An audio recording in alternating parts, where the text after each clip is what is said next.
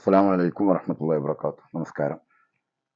പ്രിയമുള്ള സഹോദരന്മാരെ, ആദ്യമായിട്ട് പറയാനുള്ളത്, ഈ വീഡിയോ നിങ്ങളാരും തട്ടി മാറ്റി പോകരുത്.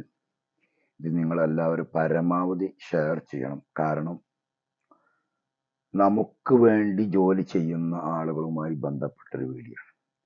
എനിക്കും നിങ്ങൾക്കും പൊതുസമൂഹത്തിനും വേണ്ടി ജോലിയും അതോടൊപ്പം സേവനവും ചെയ്യുന്ന ചില ആളുകളുടെ പ്രയാസമേറിയ ഒരു വിഷയമാണ് ഇപ്പം നിങ്ങളുടെ മുമ്പിലേക്ക് ഞാൻ ഇടുന്നത്.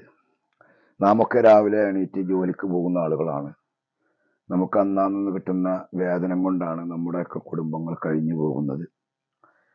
നമ്മളൊക്കെ ഓരോ വീട്ടിലും നമ്മുടെ വീടുകളിലൊക്കെ ഓരോ സംവിധാനങ്ങൾ നടത്തിക്കൊണ്ടു പോകുന്നത് നമ്മൾ അടവെടുത്തിട്ടും ബാങ്ക് ലോൺ എടുത്തിട്ടും ഇങ്ങനെയൊക്കെ പല കണ്ടീഷനിലുള്ള ആളുകളുണ്ടാവും.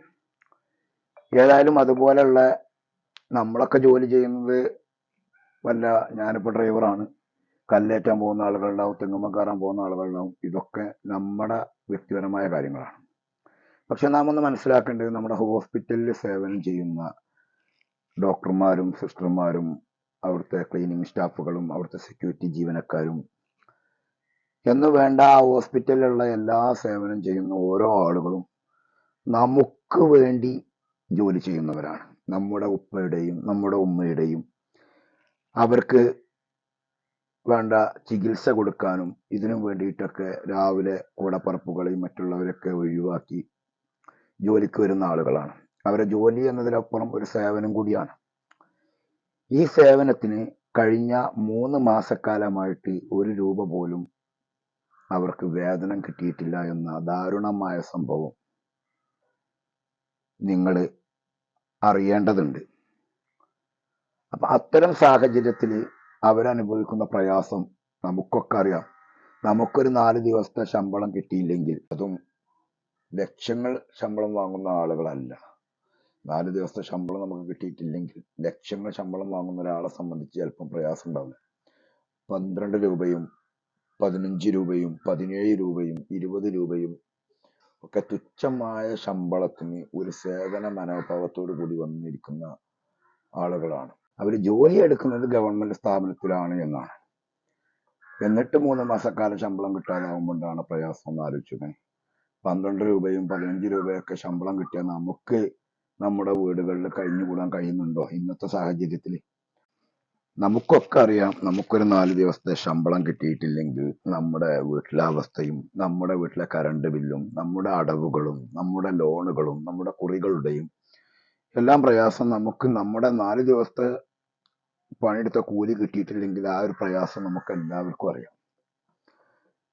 അപ്പൊ 3 മാസക്കാലമായി നമുക്ക് വേണ്ടി ജീവിക്കുന്ന ഇവർക്കും ഉണ്ടാവും അതുപോലെ പ്രയാസങ്ങളും പ്രതിസന്ധികളും. ഡോക്ടറെ കാണിക്കേണ്ടത് ഇവർക്കുണ്ടാവും, ഇവരുടെ മക്കളെ ഹോസ്പിറ്റലിൽ കാണിക്കേണ്ടി വരും, ഇവരുടെ മാതാപിതാക്കളെ ഹോസ്പിറ്റലിൽ കാണിക്കേണ്ടി വരും. ഇവരും കുറിയൊക്കെ നടത്തി, കാരണം കുറിയിൽ കൂടിയിട്ടുണ്ടാവും. ഇവരും ഇതുപോലെ വീടൊക്കെ വെച്ചിട്ടുണ്ടാവുക, ലോൺ വാങ്ങിയിട്ടേക്കാരം.